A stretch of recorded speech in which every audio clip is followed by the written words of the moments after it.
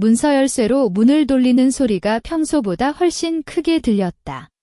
이혼서를 주머니에 꽉 눌러 하는 손이 살짝 떨렸는데 그건 슬픔이 아니라 3년간 참아온 걸 모두 쏟아낼지 몰라서인지 모르겠다.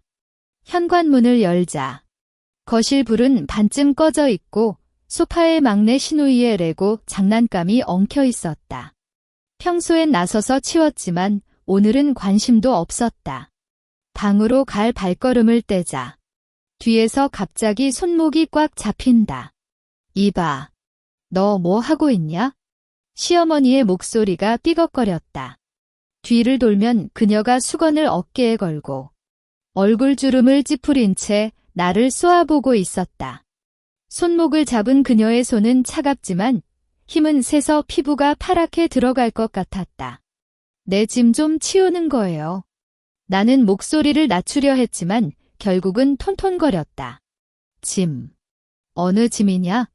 이 집 안에 있는 건 다 우리 집 물건인데 너가 뭘 가져가려고? 시어머니가 손을 더 세게 조였다. 이건 제가 직접 샀던 옷이고 가방이에요. 아니야. 너가 우리 집에 들어온 뒤 산 건 다 우리 집 건데 바늘 하나도 안 가져가. 그 말을 듣자 갑자기 머리가 뜨거워졌다. 이혼 심부름은 내가 혼자 갔고 법원에서 판결받을 때도 남편은 출근했다고 안 왔었다. 그런데 지금 시어머니가 바늘 하나도 안 가져가고 손목의 통증보다 마음속에 뜨거운 게 터질 것 같았다. 시어머니, 이혼했어요. 제 물건은 제가 가져가는 게 맞아요. 어때? 이혼했다고 다 너 마음대로야? 이 집은 아들 이름이 아니냐? 너는 그냥 나가. 시어머니가 나를 방향으로 밀었다. 뒤로 넘어가려다가 옆에 있는 책장에 팔을 찔렸다. 아픔이 확 퍼지자 나도 모르게 손을 뻗어 시어머니의 손을 떼었다. 시어머니, 그만하세요. 제가 갈 거예요. 그런데 제 물건은 안 남겨둘 거예요. 그때 거실에서 남편의 기타 소리가 멎었다. 아마 들어왔나 보다. 하지만 나는 이제 그의 말도 듣고 싶지 않았다. 방으로 들어가 캐리어를 펼치자 시어머니가 뒤따라와서 옷을 꺼내던 내 손을 또 잡았다. 너 이런 애 정말 못 말려. 그녀의 눈이 빨개졌다. 나는 숨을 깊게 들이쉬며 그녀의 손을 다시 떼었다. 이번엔 더 세게. 시어머니, 제발. 말은 이렇게 했지만 마음속엔 이미 다른 생각이 돌고 있었다. 그들에게도 이런 기분을 느껴야겠다. 내가 3년간 느꼈던 거랑 똑같은 기분을. 나는 캐리어를 다시 닫고 대신 방 문구석에 놓인 시어머니의 세탁물 바구니를 드러냈다. 시어머니가 뭐 하냐? 고소리 칠 때 나는 바구니를 거실로 옮기고 창문을 열었다. 바람이 불어 들어오자 시어머니의 비명이 들렸다. 그때 나는 확신했다. 오늘은 단순히 내 짐만 가져가는 게 아니다. 바구니 안에 세탁물을 한 움큼 잡아 창문 밖으로 내던졌다. 시어머니의 흰색 속옷과 남편의 운동복이 바람에 날려 아래층 베란다 천막에 걸렸다. 이 미친년. 너 뭐 하냐? 시어머니가 창문으로 달려와 내 팔을 잡으려 했지만 나는 이미 방으로 다시 돌아갔다. 침실 옆에 있는 막내 신우이의 방문을 꽉 밀어 열었다. 그녀의 책상 위엔 내가 생일에 받았던 명품 립밤이 놓여 있고 옷장 안엔 나의 체크셔츠가 그녀의 스커트 사이에 꼼꼼히 숨겨져 있었다. 아니 걸로 치자며 참았던 건 오늘까지만이었다. 나는 옷장을 통째로 뒤집어 그녀의 드레스와 가방을 무작정 팔에 담았다. 누나, 뭐 하세요? 막내 신우이의 소리가 현관에서 들렸다. 그녀가 학원에서 돌아온 건 딱 이때였다. 나는 팔에 든 물건들을 다시 창문으로 가져가 아까랑 마찬가지로 밖으로 쏟아냈다. 립밤은 포장지와 함께 떨어지고 체크셔츠는 나뭇가지에 걸렸다. 이거 내 거잖아. 너 왜 버려? 막내 신우이가 나에게 달려와 팔을 잡았다. 그녀의 손에는 학원 가방이 들려 있었고 눈물이 앞뒤로 떨어졌다. 이 셔츠는 제가 직접 샀어요. 작년에 겨울에. 당신이 한번 입어보고 싶다고 빌렸다가 안 돌려줬잖아. 나는 그녀의 손을 떼었다. 힘이 세어 그녀가 뒤로 비틀거렸다. 그때 남편이 방으로 들어왔다. 야, 그만해. 사람들 보면 어때? 그는 옷을 걸치고 있었고 머리가 아픈 것처럼 손을 대고 있었다. 사람들. 지금 우리 집 안일인데 남들이 뭐 하죠? 나는 다시 옷장에서 아버님의 관복과 큰아버지의 수트를 꺼냈다. 이것도 다 버릴 거예요? 이 집에 속하지 않는 건 다 밖으로 내보낼 거예요. 아니, 너 이게 뭐야? 이 집은 당신이 무엇인가요? 나는 남편의 말을 가로챘다. 이혼서에 적힌 대로. 당신과 저는 지금 아무 관계 없어요. 그리고 이 집이 누구인지 곧 알게 될 거예요. 시어머니가 다시 울부짖으며 나를 향해 다가왔다. 넌 정말 미쳤어. 아들아, 이 애를 막아. 남편은 시어머니와 나 사이에 서려 했지만 나는 이미 팔에 수트를 담고 창문으로 갔다. 이제 너희가 나가요? 이 집은 제가 지켜야 해요. 밖으로 수트를 던지자. 아래층에서 이웃 할머니의 경계하는 목소리가 들렸다. 하지만 나는 이미 신경 쓰지 못했다. 방 안에 남은 시댁가족의 물건을 쳐다보며 다음으로 버릴 건 큰아버지의 술병과 아버님의 기타였다. 그들에게 준비된 건 이제 시작일 뿐이었다. 수트가 아래로 떨어지는 소리와 함께 현관문이 쾅 닫혔다. 돌아보니 아버님과 큰아버지가 함께 들어왔는데 아버님은 안경을 쓴 채 거실의 혼란을 쳐다보며 얼굴을 붉히고 있었다. 이게 무슨 짓이냐? 아버님의 목소리가 떨렸다. 그는 소파에 놓인 막내 시누이의 레고를 발로 차버렸다. 큰아버지는 직장복을 입고 있었고 안경끈을 살짝 당기며 나를 쏘아보았다. 영희야, 뭐가 심상찮아졌냐? 이렇게 물건을 버리면 안 되잖아. 그의 말은 겉으로는 달래는 듯했지만 눈빛은 시어머니 쪽을 향하고 있었다. 큰아버지, 이건 제가 할 수밖에 없었어요. 나는 팔을 내려놓고 그들에게 다가갔다. 뭔 말이냐? 이 집은 우리 아들 이름이 아니냐? 너가 뭔 권리로 물건을 버려? 아버님은 테이블을 쾅 치고 나를 가리켰다. 그때 시어머니가 그래. 아들아, 이 애 말 좀 들어. 라고 소리쳐서 남편을 당겼다. 남편은 고개를 끄덕이기만 하고 입을 떼지 못했다. 막내 시누이는 여전히 눈물을 글썽이며 아버지, 누나 나 물건 다 버렸어. 라고 울부짖었다. 큰아버지는 그래도 영희야. 가족이잖아. 뭔 일이라도 얘기하면서 풀어야지. 라고 말하며 나의 팔을 잡으려 했다. 그 순간 나는 주머니를 뒤졌다. 앞치마 안에 숨겨둔 부동산 증서가 꽉 접힌 채 들어있었다. 3년간 제가 얘기했을 때 누가 들어줬어요. 나는 증서를 꺼내 펼쳤다. 종이 소리가 거실에서 선명히 들렸다. 이 집, 제 이름이에요. 거실이 갑자기 조용해졌다. 아버님은 증서를 향해 몸을 앞으로 굽혔고 안경을 떼고 닦았다. 뭐라고? 이거 거짓말 아니냐? 큰아버지는 나에게 증서를 건네달라고 손을 뻗었다. 나는 증서를 살짝 앞으로 내밀었다. 시어머니가 갑자기 아니. 이건 위조품이야. 너 어디서 이런 걸 만들었어? 라고 소리쳤지만 목소리는 떨렸다. 그녀의 손이 무의식적으로 떨렸다. 막내 시누이는 입을 벌리고 증서를 쳐다보기만 했고 남편은 제발 그만하라는 듯한 눈빛으로 나를 쳐다봤다. 위조품이라 생각하시면 경찰에 불러도 돼요. 증서 번호도 있고 부동산 중개사도 만나볼 수 있어요. 나는 증서를 다시 접었다. 이 집은 제가 직접 샀어요. 그래서 제가 누구를 내보내든지 제 마음대로야. 아버님과 큰아버지가 서로 눈을 마주쳤다.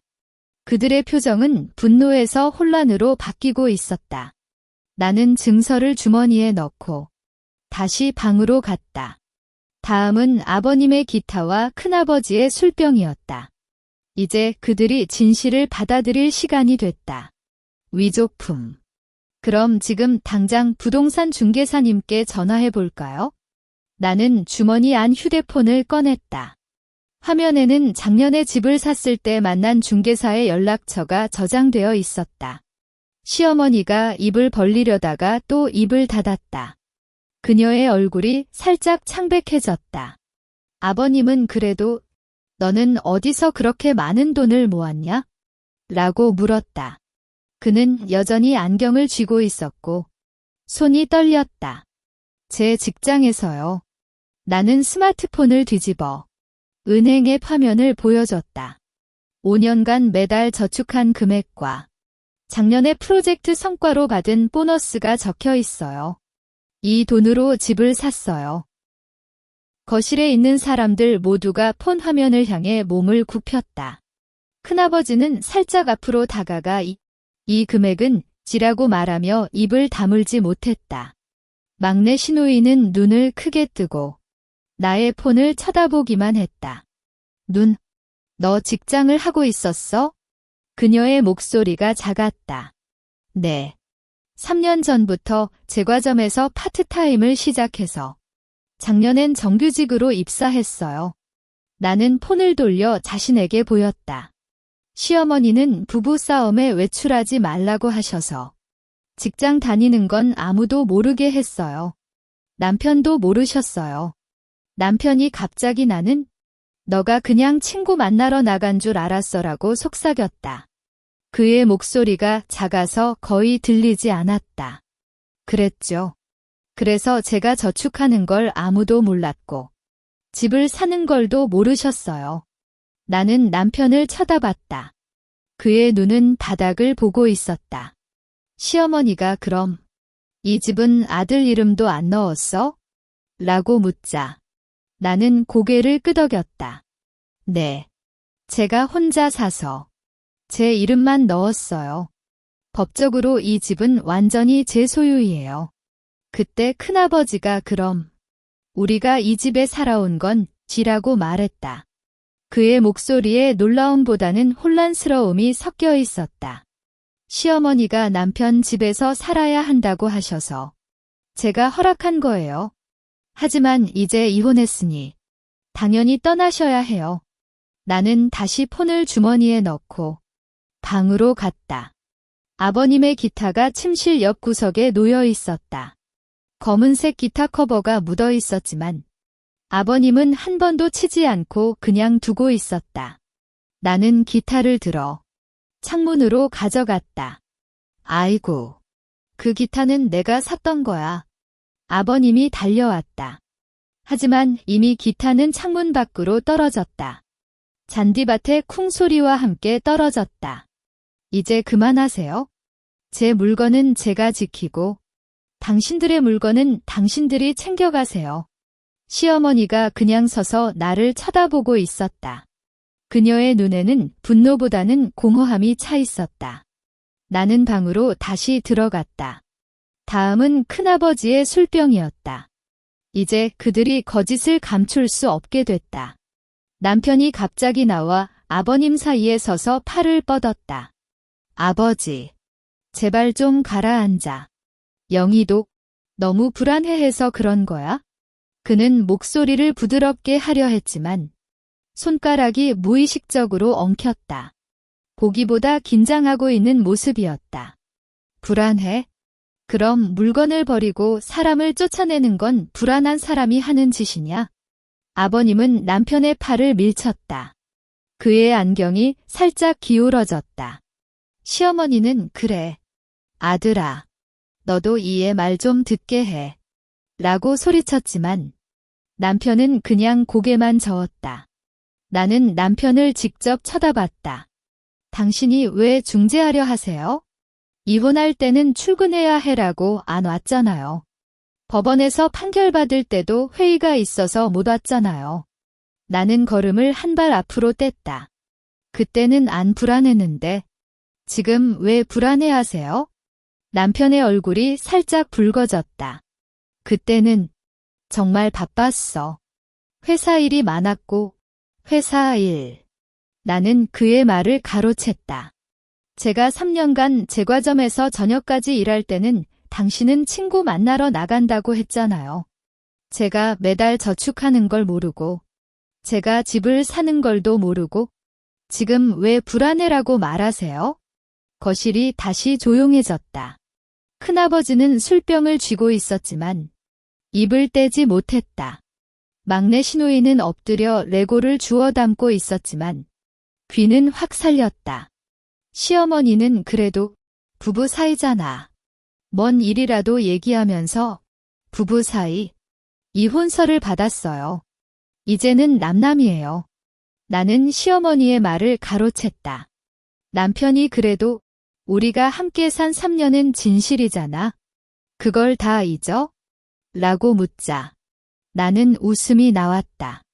함께 산 3년. 당신은 매일 저녁 10시 이후에 들어오고 주말은 친구랑 만나고 제 생일도 잊어버렸잖아요. 그게 함께 산 거예요.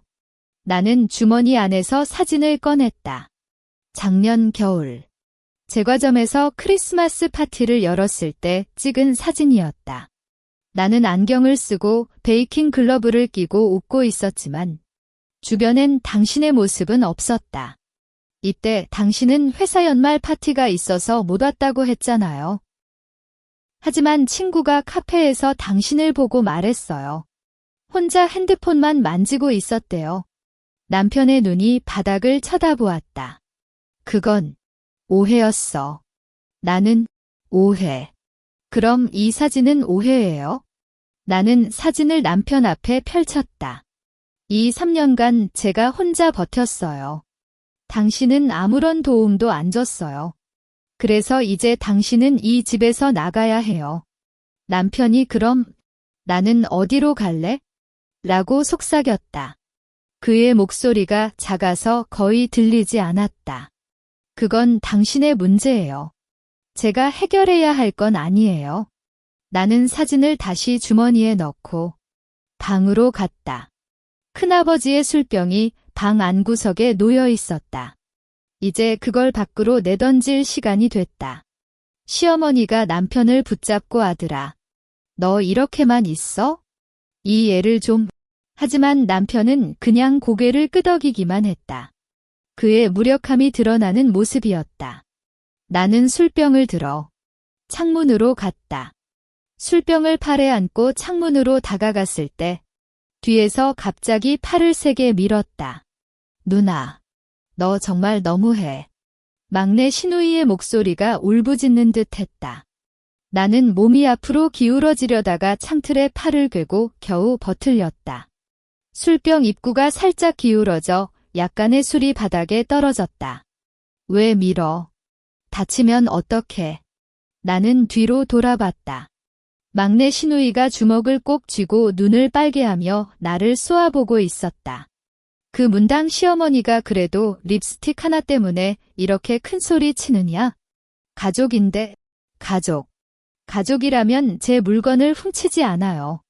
가족이라면 제가 저녁 12시까지 일하고 돌아올 때라도 밥이라도 챙겨놨어요. 하지만 당신들은 그런 거 한 번도 안 해줬잖아요. 나는 시어머니의 말을 가로챘다. 큰아버지가 그래도 막내가 잘못했지만 너도 너무 불갑져? 얘기라도 잘 해라라고 말하며 사이에 섰다. 하지만 그의 눈빛은 나 쪽으로 살짝 돌아왔다. 아까보다는 태도가 완화된 모습이었다. 잘 얘기. 제가 얘기했을 때 누가 들어줬어요. 시어머니는 부인은 집안일만 해야지라고 하셨어요. 아버님은 아내가 직장을 다니면 남편 얼굴이 떨어진다고 하셨어요. 남편은 그냥 듣기만 했어요. 이제 와서 잘 얘기하라고. 나는 목소리를 살짝 높였다. 막내 시누이가 그럼 제 드레스랑 가방은 어떻게? 다 밖에 버렸잖아. 라고 소리쳤지만 눈물이 앞뒤로 떨어졌다. 자신이 잘못했다는 걸 알고 있었는지 목소리가 점점 작아졌다. 당신의 물건은 당신이 챙겨가요. 밖에 버린 건 아니에요. 그냥 창문 밖에 놨어요. 그런데 제 립스틱과 목도리는 어디예요? 당신이 훔쳤던 제 물건은 어떻게 해요? 나는 다시 술병을 들어왔다. 나 내일 쇼핑몰에서 새로 사서 줄게. 누나, 미안해. 막내 시누이가 고개를 숙였다. 시어머니가 입을 벌리려다가도 결국 아무 말도 못했다. 나는 술병을 창문 밖으로 던졌다. 잔디밭의 쿵소리와 함께 병이 부서졌고 술 냄새가 바람에 날려 들어왔다. 이제 다음은 아버님의 기타예요. 이미 밖에 놨어요. 당신들은 그냥 집만 챙기면 돼요. 나는 방으로 다시 갔다. 막내 시누이의 울음소리가 뒤에서 들렸지만 이제는 아무 감정도 느껴지지 않았다. 술병이 부서진 소리가 거실에 맴돌 때 큰아버지가 갑자기 나에게 다가왔다. 그의 손에는 아까 본 부동산 증서가 들려 있었고 증서의 모서리가 무의식적으로 구겨졌다. 영희야, 이 증서 진짜로 너의 이름이 맞냐? 그의 목소리가 예전보다 훨씬 낮아졌다. 네. 부동산 중개사님께 직접 확인해도 돼요? 혹은 시청에서 등기부를 봐도 돼요? 나는 가만히 서서 그의 눈을 쳐다봤다. 큰아버지가 처음엔 시어머니 편에서 가족 사이에 뭐 이렇게 심하게라고 말했지만 이제는 증서를 보고 태도가 확 바뀌는 걸 보니 마음속에 무언가가 바뀐 건 분명했다. 큰아버지는 증서를 다시 펼쳐 이름 부분을 여러 번 쳐다봤다. 그럼 이 집을 산 돈도 너 혼자 모은 거고? 그는 다시 은행의 화면을 보려고 손을 뻗었다. 나는 스마트폰을 다시 꺼내어 그에게 주었다. 5년간 저축한 금액이 적혀 있고 보너스 통장도 따로 있어요. 나는 화면을 넘겨보였다. 큰아버지가 한 줄 한 줄 읽을 때마다 그의 입을 감추려고 아래로 당기는 모습이 보였다. 이 정도면 정말 혼자 사도 충분하네. 그가 속삭였다. 시어머니가 갑자기 오빠, 너도 이의 말 믿어? 이건 다 위조품이야. 라고 소리쳤지만 큰아버지는 그녀의 말을 무시했다. 여동생, 너도 좀 살펴봐.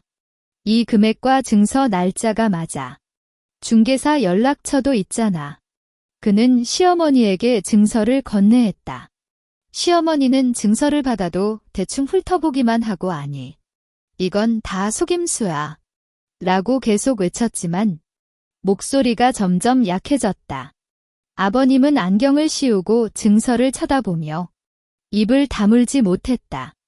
남편은 그냥 고개를 숙인 채 서 있었다. 영희야, 미안해. 큰아버지가 갑자기 고개를 숙였다. 처음엔 너가 너무 심하다고 생각했는데 이제 보니 우리가 틀렸어. 그의 목소리에 후회가 섞여 있었다. 우리가 너의 일을 모르고 그냥 시어머니 말만 믿었어. 정말 미안해. 나는 큰아버지의 고개를 들어주는 듯한 눈빛으로 그를 쳐다봤다. 미안하다는 말로는 3년간 제가 겪었던 건 되돌릴 수 없어요. 하지만 이제는 당신들이 이 집을 떠나는 게 제일 중요해요. 그래. 너 말이 맞아? 큰아버지는 고개를 끄덕였다. 여동생, 아버지, 그리고 동생아. 이제 그만 싸우고 짐을 챙기자. 이 집은 영희의 거고 우리가 떠나야 해. 오빠, 너도 이의 편이 되냐? 우리는 가족인데. 시어머니가 큰아버지를 붙잡았다. 하지만 큰아버지는 그녀의 손을 떼었다. 가족이라도 잘못된 건 잘못된 거야. 영희가 혼자 이 집을 샀고 우리는 이제 여기서 살 수 없어. 막내 시누이는 그럼 우리는 어디로 갈래? 라고 울부짖었다. 큰아버지는 내 집에 잠시 살면서 생각해. 하지만 지금 당장은 이 집을 떠나야 해. 라고 말했다. 아버님은 마침내 그래, 그럼 챙기자. 라고 속삭였다. 그의 목소리가 작아서 거의 들리지 않았지만 결국은 현실을 받아들인 모습이었다. 나는 가만히 서서 그들 모두를 쳐다봤다. 이제는 대부분의 사람이 떠날 마음을 먹은 것 같았다. 하지만 시어머니는 여전히 불복한 표정으로 나를 쳐다보고 있었다. 다음은 그녀의 마지막 반항이 올 것 같았다. 큰아버지와 아버님이 짐 챙기를 시작하자 시어머니가 갑자기 뒤로 물러섰다. 그녀의 눈이 나를 쏘아보고 갑자기 발을 달리며 나에게 달려들었다. 그 증서. 나 갈게. 그녀의 손이 제 주머니를 긁어오는 듯 했다. 나는 반응보다 빨리 몸을 옆으로 피했다. 시어머니가 헛발짝 쳐 넘어가려다가 소파에 기댔다. 시어머니, 무슨 짓 하세요? 나는 주머니에 부동산 증서를 꺼내 앞으로 살짝 내밀었다. 이 증서는 제 소유이에요. 손대면 경찰에 신고할게요. 경찰. 너 이런 애. 우리를 쫓아내고 경찰까지 불러? 시어머니가 소리치며 다시 일어섰다. 그녀의 옷자락이 엉켰고 머리카락도 뒤로 흩어졌다. 광분한 모습이었다. 이 집은 우리 아들 위해 샀어. 너 같은 애가 가져갈 거냐? 이 집은 제가 혼자 샀어요. 당신 아들은 한 푼도 내지 않았어요. 나는 증서를 다시 접어 주머니에 넣었다. 이혼서에도 명시되어 있어요. 이 집은 제 개인 재산이에요. 당신이 손대면 손괴물건 혐의로 처벌받을 수 있어요. 큰아버지가 여동생. 그만하자. 이젠 소용없어. 라고 달려와 시어머니를 붙잡았다. 하지만 시어머니가 오빠. 너도 나를 버리냐? 이 애가 우리를 쫓아내는 거 봐. 라고 소리치며 큰아버지의 손을 떼었다. 남편이 엄마. 그만해요. 영희 말이 맞아. 라고 말했다. 이번엔 그의 목소리가 확실했다. 시어머니가 아들아. 너도 이 애 편이 되냐? 너는 나의 아들인데. 라고 울부짖었다. 그녀의 눈물이 쏙 났지만 분노보다는 슬픔이 섞여 있었다. 엄마. 제가 잘못했어요. 3년간 영희를 돌보지 않고 이혼도 함께 안 가둬요. 이 집은 영희가 혼자 샀으니 우리가 떠나는 게 맞아? 남편이 고개를 숙였다. 이는 그가 처음으로 시어머니에게 잘못했다고 말한 거였다. 시어머니가 그 말을 듣고 멈춰섰다. 그녀의 입을 벌리고 남편을 쳐다보며 갑자기 무릎을 꿇었다. 이렇게 살게 해줘. 영희야. 미안해. 우리 이 집에서만 살게 해줘. 앞으로 잘할게. 그녀의 목소리가 떨렸다. 나는 가만히 서서 그녀를 쳐다봤다. 3년간 부인은 집안일만 해야지 돈벌이건 남편의 일이야라고 말했던 시어머니가 이제 무릎을 꿇고 빌다니 믿기지 않았다. 하지만 마음속엔 아무 느낌이 없었다. 시어머니, 이제는 늦었어요. 당신들이 떠나야 해. 왜 그래? 나 앞으로 너의 밥도 챙겨줄게. 세탁도 할게. 그냥 이 집에서만 살게 해줘. 시어머니가 계속해서 빌었다. 막내 시누이가 엄마, 그만하세요. 라고 말하며 그녀의 어깨를 쓰다듬었다. 이제 그만하세요. 시간이 없어요. 나는 문을 열었다. 밖에 햇살이 거실로 들어왔다. 짐을 챙겨서 빨리 나가세요. 이웃들이 보면 안 좋아요. 시어머니가 마침내 일어섰다. 그녀의 얼굴에는 눈물 자국이 남아 있었고 표정은 완전히 무너졌다. 그래, 그럼 갈게. 그녀가 속삭였다. 큰아버지와 아버님은 안도하는 듯한 표정으로 서로 눈을 마주쳤다. 이제 마지막으로 짐을 챙기기만 하면 된다. 시어머니가 무릎을 펴고 일어나자 큰아버지가 먼저 현관으로 갔다. 그는 거실 구석에 놓인 빨간색 수레백을 들어 창문 밖에 버려진 아버님의 기타와 자신의 술병 파편을 주워 담았다. 병조각이 손에 베일까봐. 그는 주머니에 휴지로 손을 감쌌다. 막내, 너도 드레스랑 가방 좀 주워라. 큰아버지가 막내 시누이에게 말했다. 막내는 고개를 끄덕고 밖으로 뛰어갔다. 그녀의 드레스가 잔디밭에 젖어 있었고 가방끈이 나뭇가지에 걸려 찢어졌다. 그녀는 조심스럽게 가방을 풀며 눈을 붉히고 있었다. 아버님은 침실로 들어갔다. 그는 자신의 관복을 옷장에서 꺼내 주머니에 안경 닦기를 꺼내어 관복 가슴 부분을 닦았다. 평소엔 관복을 아끼는 편이었지만 오늘은 그냥 대충 접어 수레백에 넣었다. 아무런 말도 하지 않고 그저 속으로 무언가를 생각하는 표정이었다. 남편은 나에게 다가왔다. 그럼 우리는 지금 갈게. 혹시 너의 물건이 우리 짐에 섞여 있진 않아? 그는 목소리를 작게 했다. 알아봤어. 제 물건은 다 챙겼어요. 나는 문턱에 기대어 서 있었다. 밖의 햇살이 그의 얼굴에 비쳤고 그의 눈 밑엔 검은 자국이 보였다. 그럼 나중에 연락할게. 남편이 속삭였다. 필요 없어요. 이혼서대로 우리는 아무 관계 없어요. 나는 그의 말을 차단했다. 남편은 입을 벌리려다가 또 닫고 현관으로 갔다. 그는 빈 가방을 들고 있었지만 아무것도 넣지 않고 그냥 들고 있었다.